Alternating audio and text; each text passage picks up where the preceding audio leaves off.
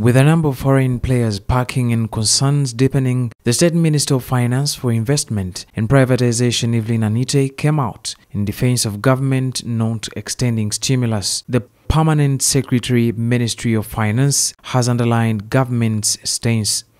Ggobi says bailout was not a solution. We have made an analysis in my ministry. They have been having issues for many years. Some are internal issues, management issues, poor corporate governance. Some, their parent firms where they are coming from, like in South Africa, some are coming from India and other countries, they were facing bankruptcy and they are collapsing. Ggobi says other options were available to recover the businesses. Some of these businesses, they already covered.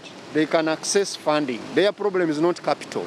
The Permanent Secretary says government has earmarked 200 billion shillings to restart small businesses suffocated by the pandemic. But now there are these small businesses, downtown Kampala, in the whole of this countryside, like agro, you have a small agro processing kind of plant.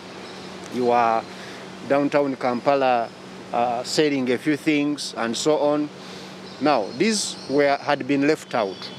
So His Excellency the President, on this realization, directed us to create a fund of 200 billion. The fund has been mobilized by government and other financial institutions. It's going to work in the mode of SCF.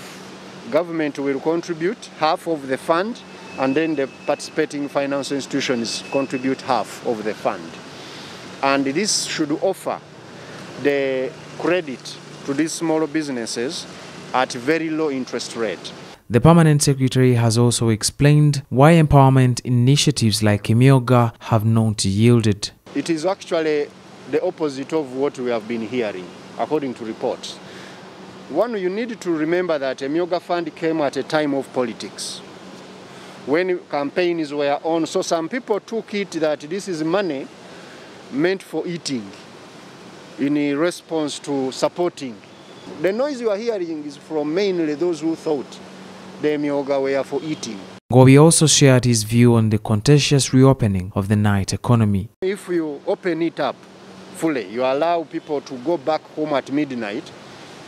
At night you might not have control on how they observe SOPs. Imagine in a bar, how will people drink with the masks on? How will they sanitize? How will they social distance?